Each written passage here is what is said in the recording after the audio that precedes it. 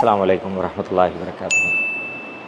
அல்ஹம்துலில்லாஹ் நஹ்மதுஹு வ நஸ்தஈனுஹு வ நஸ்தக்ஃபிருஹு வ நஊது பில்லாஹி மின் ஷுரூரி அன்ஃபுஸினா வ மின் ஸய்யிஆத்தி அஅமாலினா.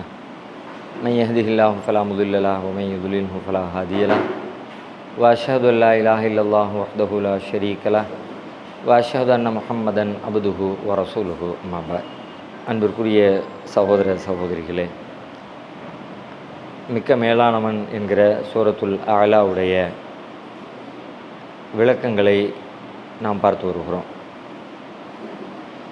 அதில் இறுதியாக தன்னுக்ரி உக்க ஃபலா தன்சா இல்லா மாஷா அல்லாஹ் என்கிற வசனத்தின் விளக்கத்தை அதில் ஒரு பகுதியை கடந்த வாரம் பார்த்துருக்குறோம்.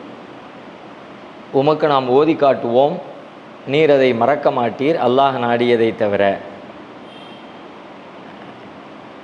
இதை மையமாக வைத்து குர்ஆனில் சில விஷயங்கள் அல்லாஹ் மீண்டும் மீண்டும் சொல்கிறான். இந்த கருத்துப்படவும் வேறு 2 இடங்களில் பேசுகிறான். அதுபோல் எல்லா விஷயங்கள்லையுமே பல இடங்களில் ஒரே மாதிரியான செய்திகள் குர்ஆனில் சொல்லப்படுது. அது ஏன் சொல்லப்படுது? மீண்டும் மீண்டும் சொல்லப்படுதல் என்பது வெறுமனே திரும்ப திரும்ப சொல்லுதல் என்கிற நோக்கம் மட்டும் அதற்குள்ளே இல்லை. அதை தாண்டி அதற்குள்ளே ஒரு பெரும் ஞானம் அதற்குள்ளே ஒளிந்திருக்கிறது. மனிதன் பல்வேறு சூழல்களில் இருக்கிறான், பல்வேறு நிலைகளில் இருக்கிறான், பல்வேறு மனநிலைகளில் இருக்கிறான். ஒவ்வொரு சூழலிலும் ஒவ்வொரு மனநிலையிலும் அவனுக்கு தேவைப்படுகிற விஷயங்களை நினைவுபடுத்துவதற்காக இந்த கோணத்தில் பல்வேறு கோணங்களில் அதை பேசுகிறது, பல மனநிலைகளில் பேசுகிறது, பல சூழல்களை மையமாக வைத்து பேசுகிறது. சூழல் மாறும் பொழுது விஷயம் மாறும், அது சொல்லக்கூடிய விஷயத்தினுடைய ஃபோக்கஸ் மாறும். செய்தி ஒரே செய்தியாக இருக்கும், பார்க்குறதுக்கு வார்த்தை ஒரே வார்த்தையாக இருக்கும், கருத்து ஒரே கருத்தை போல் தோணும்.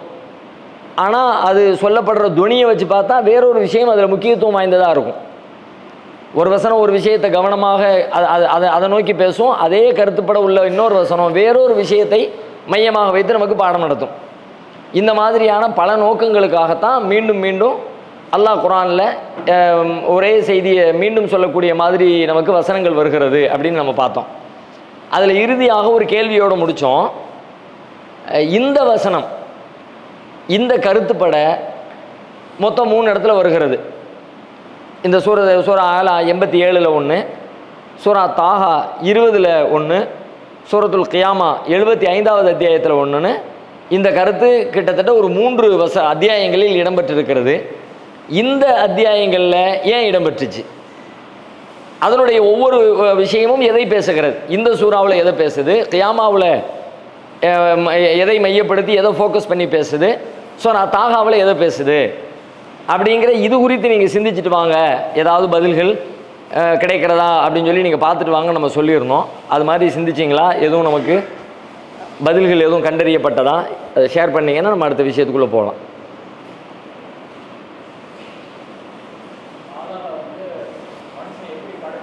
ம் ம்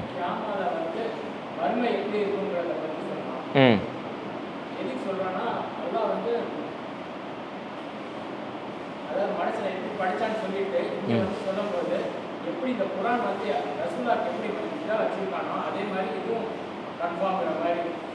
அந்த கருத்து வர்ற மாதிரி இருக்குது.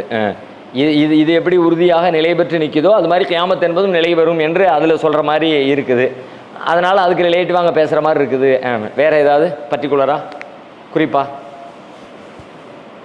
ஏன்னா அந்த வசனங்களை முன்பின் தொடர்ச்சியோட அது என்ன சொல்லுதுன்னு அதை தனியாக படித்தா அதிலிருந்து ஒரு ஞானம் கிடைக்கும்.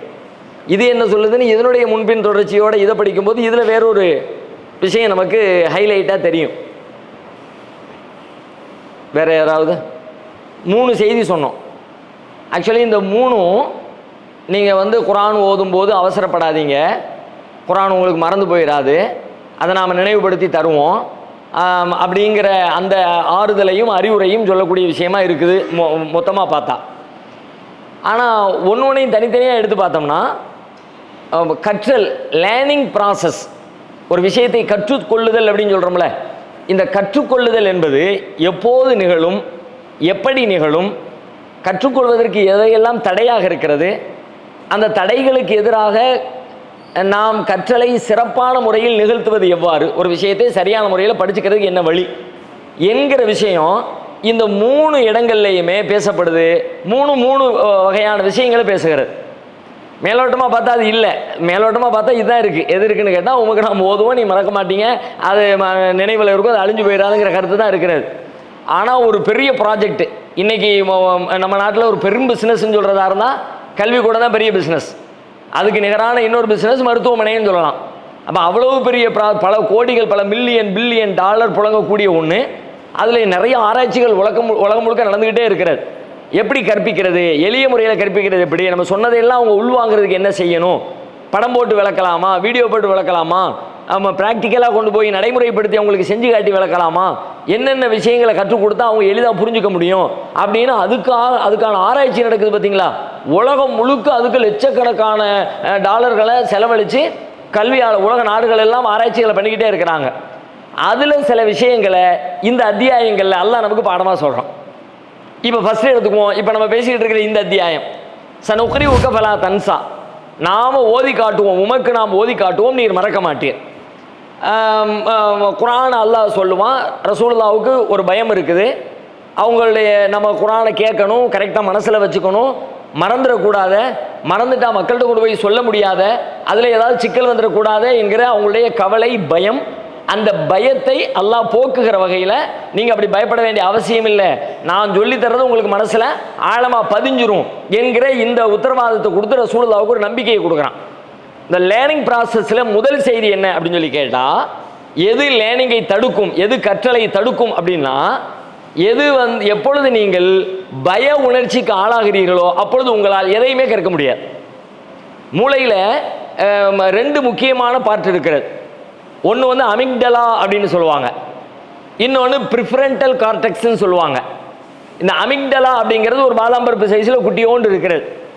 இந்த பகுதி என்ன செய்யுது, மனுஷ மூளையில் என்ன வேலையை பார்க்குது அப்படின்னு கேட்டால், இது பய உணர்ச்சியை, கோப உணர்ச்சிகளை அந்த நேரத்தில் எப்படி பண்ணணும், ஹேண்டில் பண்ணணும் என்பதற்கான சுரப்பிகளை சுரக்க வைக்கக்கூடிய ஒரு மூளையின் பகுதி. இது ஆக்டிவேட் ஆகிடுச்சுன்னா உடம்புக்குள்ளே இருக்கிற அந்த சில ஹார்மோன்கள் எல்லாம் சுரக்க ஆரம்பிச்சிடும். அந்த ஹார்மோன் சுரக்க ஆரம்பிச்சிச்சுன்னா உங்களுக்கு அபரிமிதமான சக்தி கிடைக்கும். இந்த அபரிமிதமான சக்தி என்ன செய்யும்னு கேட்டால், ஒரு பயம் நிறைந்த சூழலில் உங்களுக்கு அபரிமிதமான சக்தி தேவை. பயம்னா இப்போ உதாரணமாக நம்ம நைட்டு வீட்டுக்கு போய்கிட்டு இருக்கிறீங்க, போய்கிட்டு இருக்கிற நேரத்தில் சரியான எல்லாம் நிகழ்ச்சியெல்லாம் முடிச்சுட்டு போக மணி 10, 10:30 ஆகிடுச்சு, 11 ஆகிடுச்சு. அப்படியே மெயின் ரோட்டில் போகிற வரைக்கும் பிரச்சனை இல்லை, லைட் இருக்குது, வெளிச்சம் இருக்குது. அதை தாண்டி தெருவுக்குள்ளே போய் நம்ம சந்துக்குள்ளே அப்படி திரும்புகிற நேரத்தில் அப்படி வண்டியை திருப்பினிய 3 நாய் கண்ணங்குறைன்னு அப்படி ஓடு வாயை திறந்துக்கு நிற்குது. எப்படி இருக்கும், ஜுவ்வுன்னு அப்படியே பாதத்திலிருந்து மூளைக்கு எப்படி ஒன்று ஏறும் பார்த்தீங்களா? இப்போ இனம் புரியாத ஒரு அச்சமும் ஒரு பயமும் இருக்கும். அந்த மாதிரி அந்த ஏறுறது என்ன ஏறுதுன்னு கேட்டால், அதை பார்த்த உடனே ஒரு பயம் வந்துருச்சு. இந்த பயம் வந்த உடனே இப்போ இந்த இடத்த எப்படி மேனேஜ் பண்ணுறது அப்படின்னு மூளை யோசிக்குது. அமிக்டலா ஆக்டிவேட் ஆயிடுச்சு. இது ஆக்டிவேட் ஆன உடனே இது என்ன பண்ணுச்சு, உடனே உள்ளுக்குள்ளே தகவலை கொடுத்து, தம்பி இவன் 2ல் 1 செய்யணும், ஒன்று ஃபைட்டு இல்லாட்டி ஃப்ளைட்டு. ஒன்று எதிர்த்தாப்புல நிற்கிற ஆளோட சண்டை போட்டு ஜெயிக்கணும். நீ பெரியவனா, நான் நாய் பல்லு வச்சுருந்தா அது எனக்கும் தான் குறப்பல் இருக்குவா அப்படின்னு ஒன்று சண்டை போட்டு நிற்கணும். அதுக்கு ஒரு ஆற்றல் வேணும். சண்டை போடணும்னா ஒரு பவர் வேணும்ல, அதுக்கு ஒரு ஆற்றல் தேவை. அதை அது சுரக்க செய்யும். அந்த ஆற்றலை அது உற்பத்தி பண்ணி கொடுத்துரும், நீங்கள் செய்யலாம். அப்படி இல்லை அப்படின்னு சொல்லி சொன்னால் ஃப்ளைட்டு பறந்துட வேண்டியதான், அவ்வளோ சிட்டா பறந்துடணும். எம்மா அந்த நேரத்தில் பறப்பான் பாருங்க. சில பேர் இந்த பய உணர்ச்சி நேரத்தில் தாண்டுவான், ஒரு 8-10 அடி சுவரை அசால்ட்டாக தாண்டிடுவான். தாண்டி முடிச்சு அங்கே போய் விழுந்து அதுக்கப்புறம் கொஞ்ச நேரம் கழிச்சு தான் யோசிச்சு பார்ப்போம், ஏப்பா இவ்வளோ பெரிய சுவரை நம்ம தாண்டி இருக்கிறோமா அப்படின்னு. இந்த ஆற்றல் எங்கேருந்து வந்து அவனுக்குள்ளே இருக்குது. இயல்பான நேரத்தில் அதெல்லாம் முடியாதுன்றான். கல்லு தூக்கி போட்டு ஏனையை கொண்டு வந்து வை, நீ யாராவது குனிஞ்சு நின்று உன் மேலே ஏறுதம்மா, இப்போ முடியாதுன்றான். தொத்தி பார்ப்பான், பலம் கிடைக்காது. ஆனால் இந்த நேரத்தில் அமிக்டலா ஆக்டிவேட் ஆன உடனே அது தேவையான சுரப்பிகளை சுரந்த உடனே கூடுதல் எக்ஸ்ட்ரா பவர் வந்துச்சு, தப்பிச்சு ஆவணும்டா, ஒரு ஜம்ப் பண்ணிடுவான், என்ன வேணாலும் நடக்கும். அந்த மாதிரி வேலையை செய்யறதுக்கு அப்போ இந்த பய உணர்ச்சி வருகிற பொழுது இந்த அமிக்டலா ஆக்டிவேட் ஆயிரும். அமிக்டலா எப்போ ஆக்டிவேட் ஆகுதோ ப்ரிஃபரண்டல் கார்டெக்ஸ் ஆஃப் ஆயிரும். அது என்னது, அதான் திங்கிங், அதான் லேர்னிங், அதான் கற்றல், அதான் நினைவுபடுத்துதல், அதுதான் உள்ளத்துல விஷயங்களை மெமரியில கொண்டு போய் பதிய வைத்தல், எல்லா வேலைகளையும் செய்யக்கூடிய அந்த செக்ஷன் இருக்கு பார்த்தீங்களா, அந்த செக்ஷன் ஆஃப் பண்ணிடும். அப்பமெல்லாம் எந்த மூளையும் வேலை செய்யாது. எவ்வளோ பெரிய பயனுள்ள அதெல்லாம் கண்ணுக்கே தெரியாது. அப்பமாக்கு நீ ஓடிக்கிட்டு நாய் துரத்துன்னு ஓடிக்கிட்டு இருக்கிறீங்க. நீங்க 2 வருஷமா போராடிக்கிட்டு இருக்க ஒருத்தன் கொண்டு வந்து உங்களுக்கு கொடுக்க வேண்டிய கடன் தொகை 2 லட்சத்தை கொடுக்கறக்காண்டி வர்றான். 2 லட்சமாவது 20 லட்சமா கொடுறா, முதல்ல நான் தப்பிக்கணும், 2 லட்சத்தை பிறகு பார்ப்போம். நீங்க 2 வருஷம் போராடி இருக்கிறீங்க, இப்ப லட்டு மாதிரி வாய்ப்பு கிடைச்சிருக்குது, அவன் கண்ணுக்கு முன்னாடி மாட்டிக்கிட்டான், கையில பணம் வேற வச்சிருக்கான், டக்குன்னு பார்த்து பிடிச்சோ பணத்தை கொடுறா அப்படின்னு கேட்கணும். ஆனா கேட்பீங்களா? கேட்க மாட்டீங்க. ஏன் கேட்க மாட்டீங்க? நீங்க என்ன முட்டாளா? வேற ஒண்ணும் இல்லை. இப்ப அந்த மோடு ஆஃப் ஆகி கிடக்கு. இப்ப இந்த நேரத்தில் சிந்தனையோட யோசிச்சு அறிவுபூர்வமா செயல்படக்கூடிய அந்த மூளை ஆஃப் பண்ணி அது வேலை செய்யாது. அந்த 2 லட்சம் அளவுக்கு வராது. அவன் தந்தாலும் எதுக்குடா தர்ற, விட்றா, என்ன ஏன்டா இப்ப போட்டு பாடாப்படுத்திக்கிட்டு இருக்க, பின்னாடி நாய் துரத்திக்கிட்டு இருக்கடா அப்படின்னு அந்த திங்கிங் மோடே ஆஃப்ல கிடக்கும். பயம் என்பது கற்றலுக்கு எதிரான, கற்றலை நிகழ்த்தாது.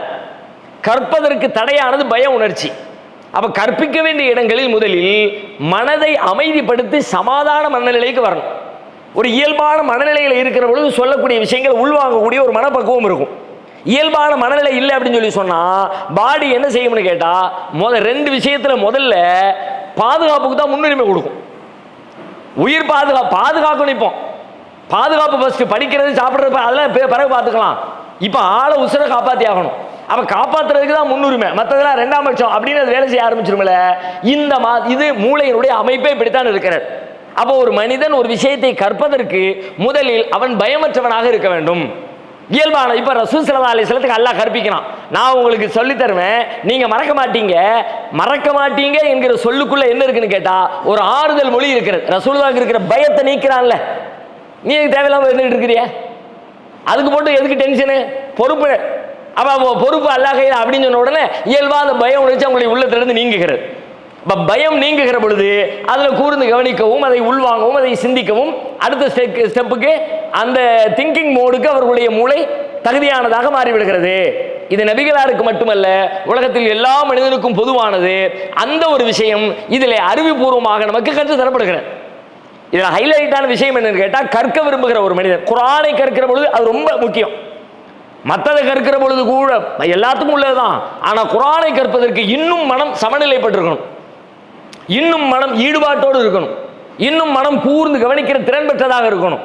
அப்படிப்பட்ட விஷயத்தை நம்ம கவனிக்காம விட்டோம்னா குர்ஆனுக்குள்ள இறங்கவே முடியாது. நீங்க யாரோ கடைக்கு போகணுமே வந்திருப்பானே எவன் தான் தெரியலையே அப்படின்னு நினைச்சுக்கிட்டே ஆளுகளுக்கு தாப்பல் ஆரம்பி ஏறவே ஏறாது. வேற புக்கு கூட ஏதாவது ஏறிடும். வேற ஏதாவது கணக்கு புக்கு எடுத்து வச்சிருக்கிறிய, கணக்கு பார்த்துக்கிட்டு இருக்கிறிய, பால்காரருக்கு 200 ரூபா கொடுக்கணும், இந்த கம்பெனிக்காரருக்கு 2000 ரூபா கொடுக்கணும், அவனுக்கு 3000 ரூபா கொடுக்கணும், அது கூட ஓரளவுக்கு ஒரு 20% ஒரு 10% மண்டையில் ஏறிய வாய்ப்பு இருக்கு. ஆனா குர்ஆன் ஏறவே ஏறாது. குர்ஆன் ஏறணும்னா மனம் சமநிலைப்பட்டிருக்கணும். ரொம்ப இயல்பான மிக அமைதியான ஒரு மனநிலையில் மட்டும்தான் ஒரு மனிதனால் கற்க முடியும். அல்லாஹ் ரப்பல் ஆலமீன் நபிகளாருக்கு இந்த செய்தியை சொல்லுகிறான், அவர்களை மனதை அமைதிப்படுத்துகிறான். இந்த அமைதியின் வழியாக நமக்கு சொல்லப்படுகிறது, ஃபோக்கஸ் பண்ணப்படுகிறது, கற்றல் என்பது பயம் நிறைந்த சூழலில் நிகழாது என்பதை கற்றுத்தருகிறான். இப்பவுமே பாருங்களேன், இப்ப நம்ம சாதாரண நம்முடைய வாழ்க்கையில் இப்ப எடுத்துக்குவோமே, இப்ப நாம கற்றல் மட்டும் இல்லை, கற்றது உள்ளுக்குள்ள போற அந்த வழியை அடபட்டுரும், உள்ள இருக்கிறது வெளியே வர்றது அந்த வழியை அடபட்டுரும். இப்ப நான் சொல்றது நீங்க கேட்கவும் முடியாது, நீங்க தெரிஞ்சதை உங்களுக்கு சொல்லவும் முடியாது, ரெண்டுமே நடக்காது. பயம் வந்துருச்சுன்னா இப்ப நான் ஒரு கேள்வி கேட்கிறேன், ஒரு ஆள் குறிப்பிட்டு சொல்லுங்க அப்படின்னு ஒண்ணு ஆல்ரெடி அப்படிங்க அது என்ன ஏன் வர பதில் தெரியாதான்னா ஆல்ரெடி பதில் தெரிஞ்சிருக்கும் உங்களுக்கு, அதை எதிர்பார்க்கவே இல்லைல்ல. திடீர்னு பயான் கேட்குற மோடில் வந்து உட்காந்துருந்தோம் நம்ம, அவர் சொல்லுவார், நம்ம கேட்போம், இதுதானப்பா பயானுன்னா வழக்கம் போல் அதான் நடக்கும், என்ன திடீர்னு பாய் நீங்கள் அப்பதான் டக்குன்னு அதுலேருந்து சமாளிக்கிறக்காண்டி தப்பிக்கிறக்காண்டி இப்படிம்பாரு. இந்த இப்படின்னா என்ன அர்த்தம்? இப்படி திரும்பி பார்த்தா அவர்கிட்ட கேட்ட கேள்வியை பின்னாடி உள்ளவர்கிட்ட தூக்கி போட்டுட்டாருன்னு அர்த்தம். சொல்லுங்க அப்படின்னு, இல்லை பாய் உங்களை தான் அப்படின்னு ஒரு இழிப்பார் பாருங்க. ஆக்சுவலி அதுக்கப்புறம் எல்லாம் முடிஞ்ச உடனே வந்து சொல்லுவார், நீங்கள் சொன்னது தெரியுங்க, அது அந்த நேரத்தில் நீங்கள் கேட்ட உடனே அந்த பய உணர்ச்சி எங்கே தப்பாக சொல்லிடுவோமோ, 4 பேருக்கு எடுத்தால் அசிங்கமாக போயிடுமோ, மற்றவங்க பார்த்து சிரிச்சிருவாங்களோ என்று எழுந்த அந்த பய உணர்ச்சி உள்ளது வெளியே வர விடவாக்கிட்டல. உள்ளதும் வெளியே வராது, வெளியே உள்ளதும் உள்ளே போகாது. அந்த ஏரியாவே லாக், அந்த ஏரியாவை சுத்தமாக. இப்போ எத்தனையோ புதிய பேச்சாளர்களை பாருங்க, புதிதாக அப்பதான் பேசுவதற்கு பயிற்சி எடுக்கக்கூடிய ஆட்கள் 2 தடவை 3 தடவை 5 தடவை அவ்வளவுதான் பேசியிருக்கிறாங்க, மேடைகளை பார்த்துருக்கிறாங்க.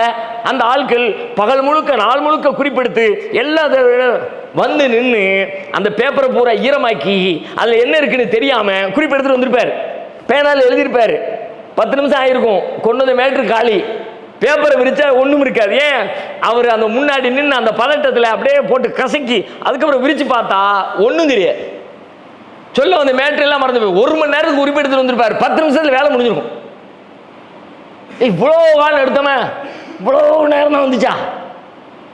நம்ம 1 மணி நேரம் தான் பேசணும். நம்மகிட்ட இருக்க மேட்ரை பார்த்தா 1 மணி நேரம் 10வது போல இருக்குன்னு நினச்சிக்கிட்டு வருவார்.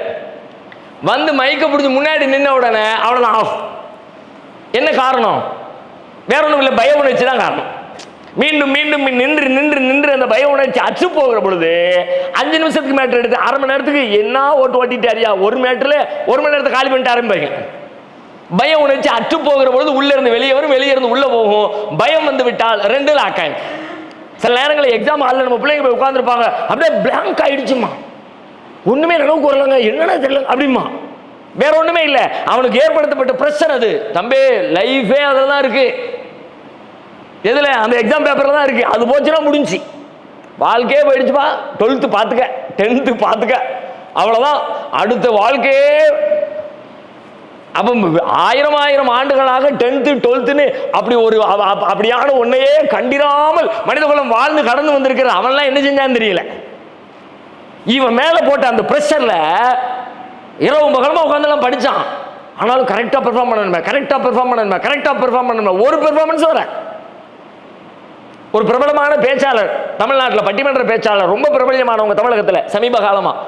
அந்த அம்மா பேசுறது நான் கேட்டேன். அவங்க சொன்னாங்க, அவங்க துவக்கத்தில் 6ஆம் வகுப்பு 7ஆம் வகுப்பு படிக்கும்போது மாணவர் மன்றத்தில் பேசுவதற்காக பள்ளிக்கூடத்தில் எழுப்பி விட்ட நேரத்தில் அவங்களுடைய அனுபவத்தை சொல்றாங்க. அந்த அம்மா சொல்றாங்க, நான் போய் நிற்கிறேன், நிறைய குறிப்பிடுத்தி எல்லாத்தையும் மனப்பாடமாக பண்ணிட்டேன். பண்ணி நின்று முதல் பேச்சு ஆரம்பிக்கணும். எப்படி ஆரம்பிக்கிறோம்னா, என்னுடைய பெயரை சொல்லி நான் ஆரம்பிக்கிறேன். என் பேரு அப்படின்னு, என் பேரு என் பேரு என் பேரு. அந்த அம்மா சொல்றாங்க, என் பேர் அங்க உட்கார்ந்துருக்கிற எல்லாரும் சொல்றான், ஆனா எனக்கு மட்டும் சொல்ல வர மாட்டேங்குது. என் பேர் மறக்குமாங்க? உங்களுக்கு வேணா என் பேர் மறக்கலாம், என் பேர் எனக்கு மறக்குமா? என் பேரு என் பேரு என் பேரு. நான் இறங்கின உடனே முடிவெடுத்தேன், இனிமே இந்த மேடை பேச்சு அப்படிங்கிறதே இருக்கக்கூடாது அப்படின்னு முடிவெடுத்தேன். ஆனாலும் அந்த ஸ்கூல்ல இருக்கிற ஹெட்மாஸ்டர் அடுத்த வாரமும் மீண்டும் என்ன பேச்சு போட்டிக்கு போட்டு மீண்டும் அடுத்த வாரம் பேசணும்னு சொல்லி சொன்னாங்க. கடும் கோபத்தில் இருந்தேன். ஆனால் அடுத்த தடவை என் பேரையும் சொல்லி கூட 2 வார்த்தையும் சேர்த்து சொல்லக்கூடிய அளவிற்கு நான் முன்னேறிட்டேன் அப்படின்னு தங்களுடைய அனுபவத்தை பகிர்ந்துக்கிறாங்க. அப்ப இது என்ன? இந்த செய்தி நமக்கு சொல்ல வர்ற பாடம் என்னன்னு கேட்டா, பயம் என்பது கற்றலை தடுக்கும், கற்றலை வெளிப்படுத்துகிற பெர்ஃபார்மன்ஸ் செய்வதையும் தடுக்கும்.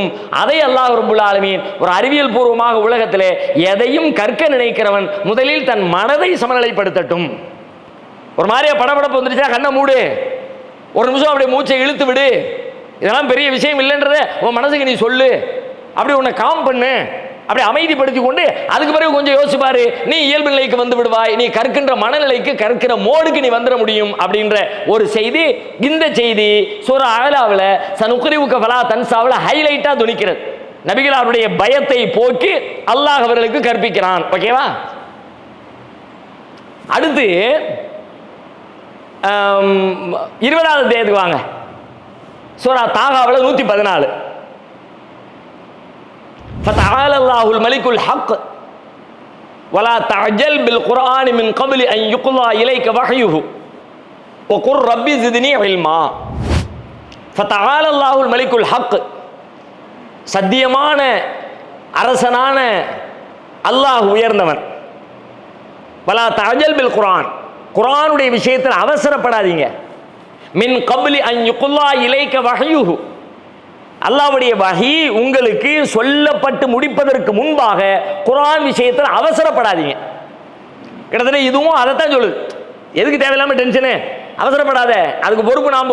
அந்த கருத்தை தான் இந்த வசனத்தையும் எல்லாம் மேலோட்டமாக பார்த்தா அப்படி தான் சொல்கிறான்.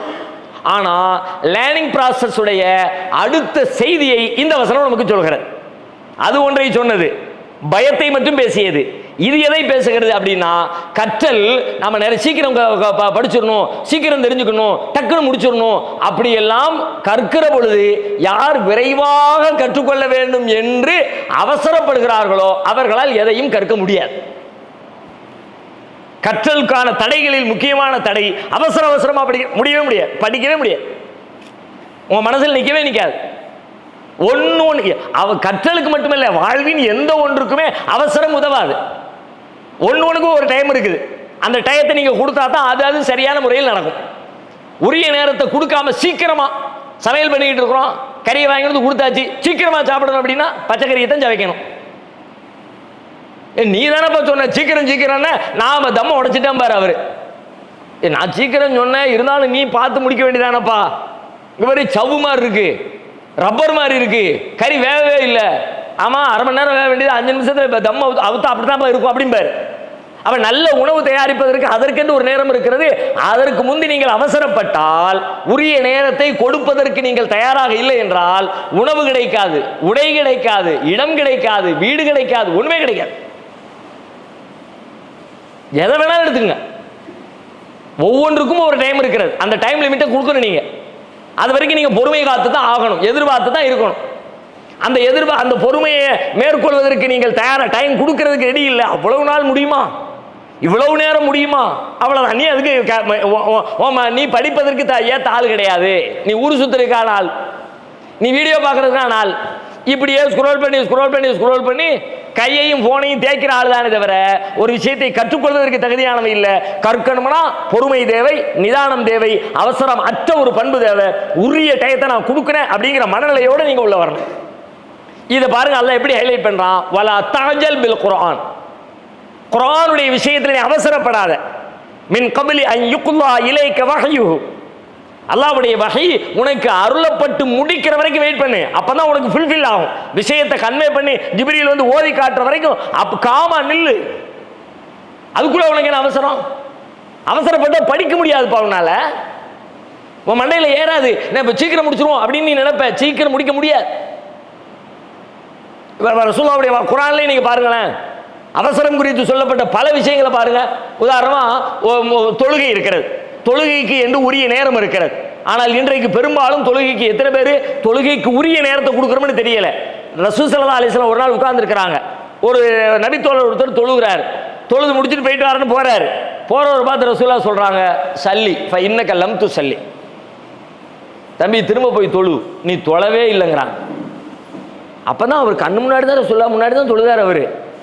இப்ப ரசூலுல்லாஹ் சொல்றாங்க ஃப இன்னக லம் துஸல்லி, நீ தொழவே இல்லை. நம்ம தான் தொழுதுமே, தொழலைங்கிறாங்க. சரி, ரசூலுல்லாஹ் சொல்லிட்டாங்க, மறுபேச்சுக்கு வேலை கிடையாது, திரும்ப போய் தொழுவோம். மீண்டும் போயிட்டு சல்லி ஃப இன்னக லம் துஸல்லி, ரெண்டாமும் அதே மாதிரி, தம்பி நீங்க தொழலை, திரும்ப போய் தொழுவுங்க. அது ரெண்டாம் மட்டும் தொழுதுட்டாரு. மூணாவது அதுக்கு பிறகு ரசூலுல்லாஹ் சரண் அடைஞ்சிட்டாரு. அல்லாஹ்வுடைய தூதரே என்னன்னு தெரியல, தொழுதுட்டு வரலாம், தொழலைங்கிறீங்களே என்ன செய்தி? அப்புறம் ரசூலுல்லாஹ் அட்வைஸ் பண்றாங்க, தம்பி தொழுகன்னா நிதானமா இருக்கணும்பா, ஒண்ணுக்கு உரிய டயத்தை கொடுக்கணும். நீ நிதானத்தை தான் சொல்றாங்க. தக்பீர் கேட்டு நிக்கிறியா, ஹத்தா தத்துமைன்ன காயிமன், ருக்குவுக்கு போறியா தத்துமைன்ன ராக்கியான், சஜிதாக்கு போறியா தத்துமைன்ன சாஜிதன். ஒண்ணுலையும் அப்படி போய் உன் மனசு, உன் கல்பு, உன் உடம்பு எல்லாம் ரிலாக்ஸ் அடைகிற அளவிற்கு அதுல கொஞ்சம் டயத்தை கொடுத்துட்டு நீ வரணும்பா. நீ டைமே கொடுக்கலையே, அப்படி போன, அப்படியே இருந்துச்ச, அப்படியே வந்த, அப்படியே போய் ருக்குல இருந்து எந்திரிச்சோம், சமிஅல்லாஹு லிமன் ஹமிதா, அல்லாஹு அக்பர், சமிஅல்லாஹு லிமன் ஹமிதா சொல்லி நில்லு, ஒரு நிமிஷம் நிதானமா அங்க ஓத வேண்டியது ஓது. அப்ப அந்த கவனம் இல்லாம அப்படியே நீ போனா அதுக்கு பேர் தொழுகை கிடையாது. துஆவை பத்தி சொல்றாங்க ரசூலுல்லாஹ், யுஸ்தஜாபு லி அஹதிக்கும் மாலம் யாஜ, உங்கள ஒருத்தர் அவசரப்படாம இருக்கிற வரைக்கும் அவருடைய துஆ அங்கீகரிக்கப்படும். துஆ எப்ப அங்கீகரிப்பான்னு தெரியாது, அல்லாஹ் ஒரு டைம் லிமிட் வச்சிருப்பான். ஆனா நீ அவசரப்பட கூடாது. சில நேரங்களில் நம்ம துஆ செய்யறோம், செஞ்சுட்டு மறந்துடுறோம், 2-3 ஆண்டுகளுக்கு பிறகு அது நிறைவேறுகிறது, அல்லாஹ்விடத்தில் அழுது கேட்டதே மறந்து விடுகிறோம். அதுக்கு இடையில கேட்டோம், ஒன்றும் கிடைக்கல, நடக்கல அப்படின்னு விரக்தி அடைஞ்சு அதை விட்டுருவார், அந்த பிரார்த்தனை விட்டுருவார். ஆனா 2 ஆண்டுகளுக்கு பிறகு 3 ஆண்டுகளுக்கு பிறகு தான் அழுது கேட்ட அந்த பிரார்த்தனை நிறைவேறி இருக்கும். அதுக்கு பிறகு நம்ம அல்லாஹ்ட்ட கேட்டதே மறந்துடுவார். குர்ஆன்ல நம்ம எல்லாருக்கும் தெரிஞ்ச ஒரு வசனம் இருக்குது. ஆனா நம்ம அதை வேற இடத்துல மட்டுமே பொருத்தி பார்க்கிறோம். கடலுக்குள்ள ஒருத்தர் இருக்கிறான், கப்பல்ல மாட்டிக்கிட்ட ஒருத்தன் அந்த நேரத்தில் களப்பற்ற உள்ளத்தோடு அல்லாஹ்விடத்தில் துஆ செய்யறான். அதுக்கு பிறகு அல்லாஹ் அவனை காப்பாற்றி கரைக்கு கொண்டு வந்த பிறகு மர்ரக அல்லம் எதுகுனா இலா உர்ரிம் மஸ்ஸா, வெளியே வந்த பிறகு பார்த்தா அவனுக்கு அப்படி ஒரு தீங்கே வராதது போல, அவன் என்னமோ அல்லாஹ்விடத்தில் கையே ஏந்தாத போல, ஒரு துவாவே செய்யாதது மாதிரி அப்படியே அவன் கடந்து போறானே. கிட்டத்தட்ட நம்ம வாழ்க்கையில நீங்க ஒரு 2-3 ஆண்டுகளுக்கு முன்னால் கேட்ட சில துவாக்களை கற்பனை பண்ணி பாருங்க. அப்படி மறந்து கடந்து வந்திருப்போம். இப்ப அது நடந்திருக்கும். இப்ப நம்ம அல்லாஹ்ட்ட கேட்டு நடந்ததாகவே நமக்கு தோணாது. அது இயல்பாக நடந்துச்சு, அது நம்ம திறமையில நடந்துச்சு, அது நடக்க வேண்டிய காலப்படி நடந்துச்சு. அப்ப இப்ப ரசூலுல்லாஹ் சொல்றாங்க, யுஸ்தஜாபு லி அஹதிக்கும் மாலம் யாஜல், அவசரப்படாதிருக்கிற வரைக்கும் உன் துஆ அங்கீகரிக்கப்படுறதுக்கான சான்ஸ் இருக்கிறது. அவசரப்படுறதுன்னா என்ன, அதையும் விளக்குறாங்க. தஅவுது ஃபலம் யுஸ்தஜபு லி, நான் துஆ செஞ்சேன் எனக்கு இன்னும் பதிலளிக்கப்படலையேன்னு சொன்னா முடிஞ்சு, உன் துஆ அங்கீகரிக்கப்படாது. அப்போ நீங்க துஆவில் அவசரப்பட்ட துஆ இல்லை, தொழுகையில் அவசரப்பட்ட தொழுகை இல்லை, சாப்பாட்டில் அவசரப்பட்ட சாப்பாடு இல்லை, கட்டிடத்தில் அவசரப்பட்ட கட்டிடம் இல்லை, எதுலையுமே அவசரப்பட்ட எதுவுமே இல்லை. கற்றலில் அவசரப்பட்டால் கற்றல் இல்லை, இல்லவே இல்லை. அதுவும் குர்ஆன் விஷயத்தில் இங்க வர்ற வார்த்தையை நல்லா கவனிக்கணும். வலா தஅஜல் பில் குர்ஆன், குர்ஆன் விஷயத்தில் அவசரப்படாத அப்படின்னா சான்ஸே இல்லை. குர்ஆன் உள்ள இறங்கணும், குர்ஆனை கத்துக்கணும் அப்படின்னா லாங் டைம் ப்ராசஸ். அது இன்னைக்கு ரொம்ப ரொம்ப ரொம்ப ரொம்ப கம்மியா நம்ம டைம் கொடுக்கறது எதுக்கு, குர்ஆனை படிக்கிறதுக்கு தான். அதான் பார்த்த உடனே தெரிஞ்சிடும்ல. அல்ஹம்துலில்லாஹி ரப்பில் ஆலமீன் அர் ரஹ்மானிர் ரஹீம், எல்லா போலும் அல்லாஹ்வுக்கே அவன் அருளாளன் நிகரற்ற அன்புடையவன். அது முடிஞ்சு, ஓவர். ரொம்ப சிம்பிள்.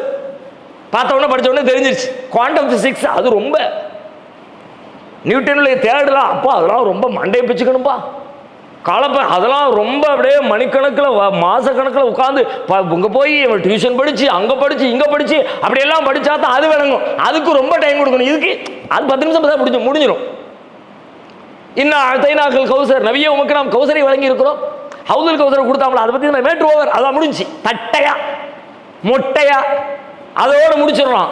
ஆனா அல்லாஹ் சொல்றான், தம்பி இதுதான் மற்ற எல்லாத்தையும் வலா, வெறும் அவசரப்படாதுன்னு சொல்லல, வலா தஅஜல் பில் குர்ஆன், குர்ஆன் விஷயத்துல அவசரப்படாது.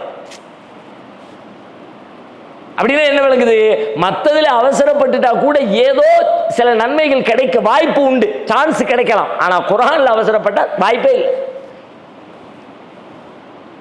ரொம்ப டைம் கொடுக்கணும், ரொம்ப நிதானமா இருக்கணும். ஒரே நாள் படிச்சுட்டு அப்படியே படிச்சா உடல் சிரிக்கும்னு சொல்றாங்க, படிச்சு பார்த்தா சிரிக்கவே இல்லை. நண்பர் ஒருத்தர் சொல்றார், இன்னைக்கு ஒரு 1 மணி நேரம் படிங்க, என்ன படிச்சுட்டு சொல்றார், ஒண்ணுமே தெரியலையே.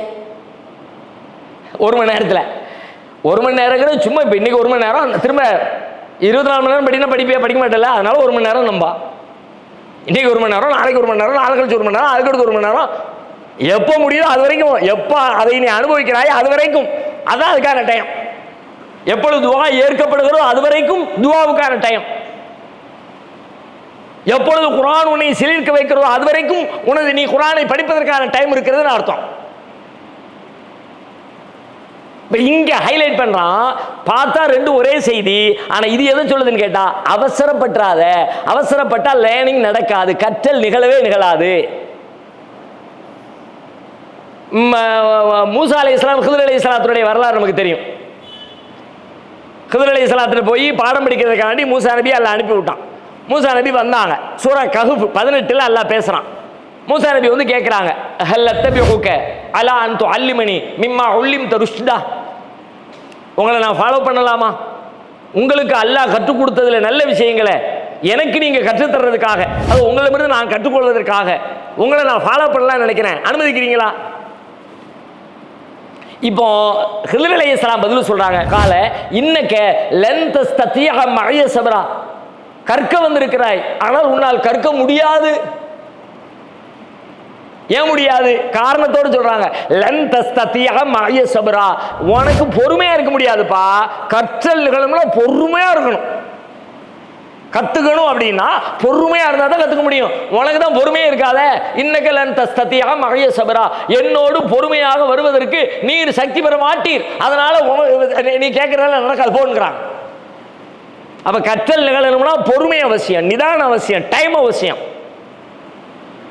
உடனே அவங்க என்ன பதில் சொல்றாங்க? தஜுதுனி இன்ஷா அல்லாஹு சாபிரா, அல்லாஹ் நாடு நான் பொறுமையாக இருப்பேன், கொஞ்சம் அப்படியெல்லாம் உதாசீனப்ப தள்ளி விட்டுறாதீங்க, நான் ட்ரை பண்ணுறேன், அல்லாஹ்வுடைய நாட்டத்தில் அல்லாஹ் நாடுனாமனா என்னை நீங்கள் பொறுமையாளராக காண்பீர்கள் என்று மூசா நபி ஒரு ஆறுதலை சொல்லி கிதர் நபியோடு சேர்ந்தாங்க என்பது குர்ஆனுடைய செய்தி. அப்போ இது எல்லாத்தையும் சேர்த்து வச்சு பார்த்தா நமக்கு என்ன விளங்குதுன்னு கேட்டால், சூரா தாகாவில் சொல்லக்கூடிய அந்த விஷயத்தில் வெறுமனே நீங்கள் அவசரப்படாதீங்க, குர்ஆனை கற்பது உங்களுடைய பொறுப்பில், நம்ம அதை மனப்பாடம் பண்ணி தருவோங்கிற செய்தியை மட்டும் அல்லாஹ் சொல்லலை. கற்றுக்கொள்ள விரும்புகிறவர் எதை கற்பதாக இருந்தாலும் அவர் குர்ஆனை கற்பதோ வேறு எந்த பாடங்களை கற்பதோ வேறு ஏதேனும் ஒன்றை உலகத்தில் கற்பதோ கற்கிறவரிடத்திலே பொறுமை அவசியம், நிதானம் அவசியம். அவசரப்பட்டால் கற்றல் நிகழாது என்கிற இன்னொரு கற்றலுக்கான தடை குறித்து இந்த வசனம் ஃபோக்கஸ் பண்ணுது. மூணாவது சூரா கியாமாவுக்கு வாங்க, 75வது அத்தியாயம் 16வது வசனம். அதில் கிட்டத்தட்ட நீங்களே கண்டுபிடிச்சிடலாம்னு நினைக்கிறேன்.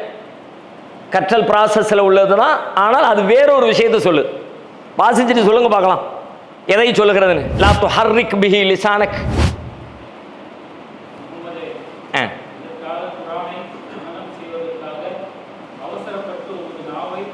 அசைக்காதீர். லைனா ஒரு 5-6 வசனம் வாசிங்க, எல்லாமே ஒரே கருத்து தான். அதுக்கு அது உங்க மனசுல உட்கார வைக்கிறது, உங்க வாயில ஓத வைக்கிறது நம்ம பொறுப்பு.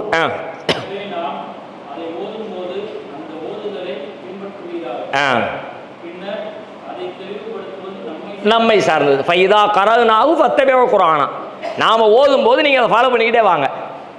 சும்மா என்ன அலைனா பயானா, பிறகு நீங்கள் அதை விளக்கி கொடுப்பீங்களே, அதுவும் நம்ம பொறுப்பு. நீங்கள் பெரிய சிரமப்பட்டு எல்லாம் ஆராய்ச்சி பண்ணி எல்லாம் விளக்கம் கொடுக்க தேவையில்லை. நானே உங்களுக்கு விளக்கத்தை சொல்லிடுவேன், நீங்கள் மக்களுக்கு சொல்லிடலாம். நீங்கள் நாக்கு அசைக்காதீங்க, குர்ஆன் அருளும் போது அவசரப்படாதீங்க. லா துஹர்ரிக் பிஹி லிசானக லிதஅஜல பிஹி இன்னா அலைனா ஜம்அஹு வ குர்ஆனா. குர்ஆனை ஒன்று திரட்டுறதும் அதை ஓத வைக்கிறது நம்முடைய பொறுப்பு.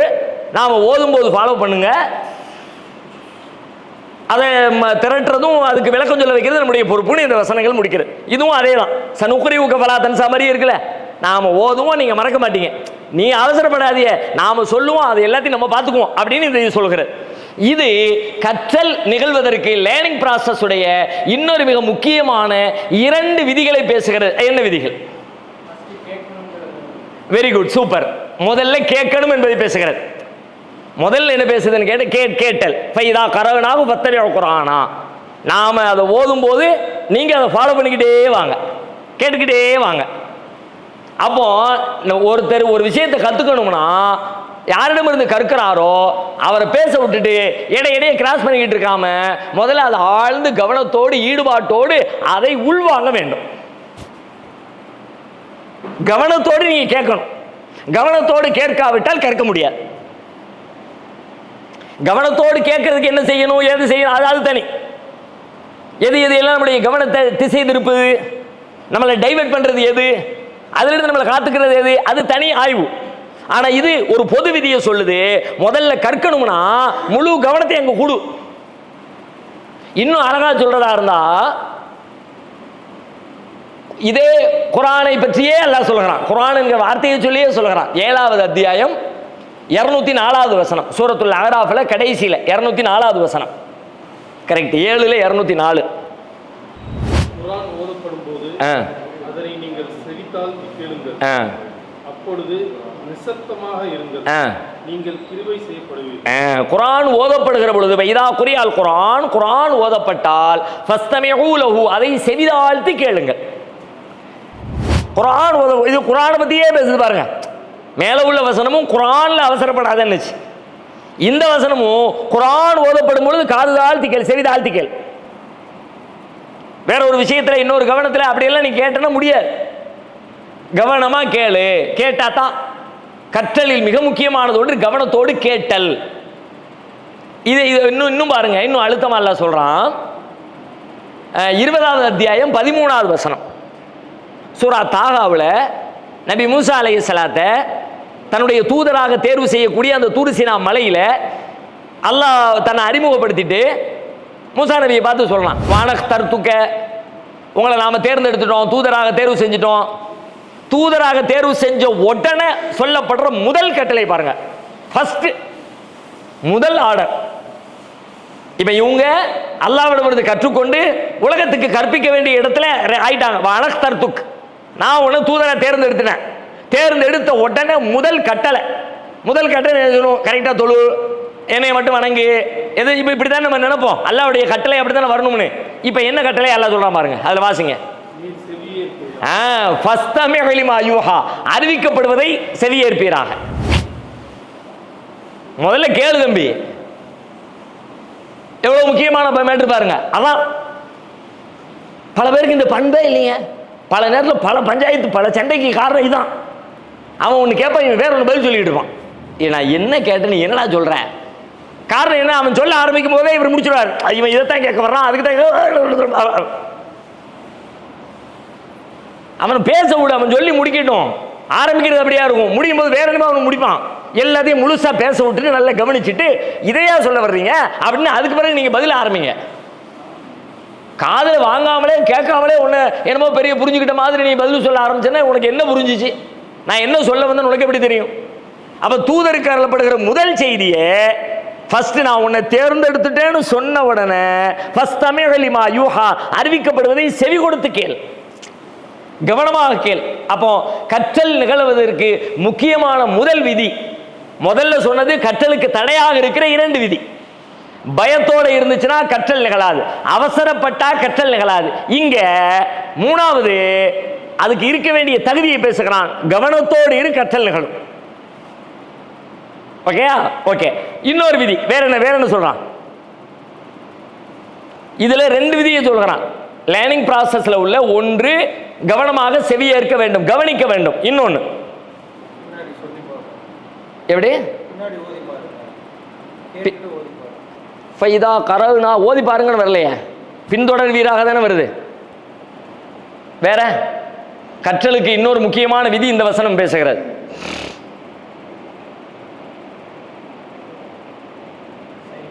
எப்படி? கற்றலுக்கு இல்லை, அதுவும் இல்லை. ஏன்னா அதை பத்தி பேசலையே, அதை விளக்கம் கொடுக்கறதுல நம்ம பொறுப்புன்ட்டான்ல. ஞாபகம் வைப்பதா? எப்படி ஞாபகம் வைக்கிறது? இந்த இதிலிருந்து நீங்க எடுக்கணும். இப்ப நம்ம வாசிச்ச சூரா கியாமாவுல இருந்து அதை நீங்க சொல்லணும். இன்னொரு குழு தர்றேன், அதனுடைய முதல் வசனத்தில் அந்த செய்தி இருக்கிறது. நம்ம பார்த்த 75 16வது வசனம், நாவை அசைக்காதீர். அதுல இருந்து என்ன விளங்குது? படிக்கிறவங்க நாவை அசைக்க கூடாதா? அவசரப்படக்கூடாது. ஆல்ரெடி ஒன்று பார்த்துட்டோம் அப்படின்னா இது வேற ஏதாவது ஒன்று சொல்லணும். அதை இன்னும் தெளிவாக புரியுற மாதிரி கரெக்டு தான். கிட்ட வந்துட்டீங்க. வேற ஒன்றும் இல்லை, ரொம்ப சிம்பிளான விஷயம்தான். நாவை அசைத்தெல்லாம் அதான், நாவை அசைக்காதீங்கன்னு தான் சொல்கிறோம். அதில் தான் மேட்ரு இருக்குது. என்ன அதில் சொல்ல வர்றோம்னா, இப்போ பொதுவாக நல்ல முறையில் கற்க வேணும்னு சொன்னால் அதை நீங்கள் கவனிக்கணும்ல. அந்த கவனிக்கிற நேரத்தில் கவனிக்கிற அந்த ஒரு வேலையை தான் செய்யணும், இன்னொரு வேலையை செய்யக்கூடாது. இந்த மல்டி டாஸ்கிங்கிறான்ல, அது ஒரு ஃப்ராடுங்கிறான்ல. ஒரே நேரத்தில் 2 வேலையை முடிச்சு முடியாது, அப்படி நடக்காது. ஒன்றை கேட்டுக்கொண்டு இன்னொன்றை பேசிக்கொண்டு முடியாது. 2ஐயும் ஒரே நேரத்தில் ஒரு நாள் செய்ய முடியும்னா முடியாதுன்னு குர்ஆன் சொல்லுது. லா துஹர்ரிக் பிஹி லிசானக். இப்ப நான் சொல்லிக்கிட்டு கேட்டுக்கிட்டே இருக்கிற நேரத்தில் நீங்க அது ரிப்ளை பண்ணக்கூடாது, பேசக்கூடாது, ரிப்பீட் பண்ணக்கூடாது, ஒண்ணுமே செய்யக்கூடாது. அது 7:204 பாருங்க, 2வது வார்த்தை தான். முதல்ல வாசிங்கல்ல, குர்ஆன் ஓதப்பட்டால் செவிதாழ்த்தி கேளுங்கள். அடுத்த வார்த்தை அன்சித்து, வாயை மூடுங்கிறான். அப்படியே இதுக்கு விளக்கம் சொல்ற மாதிரியே இருக்கு, இந்த வசனத்துக்கு விளக்கம் சொல்ற மாதிரி இருக்கு.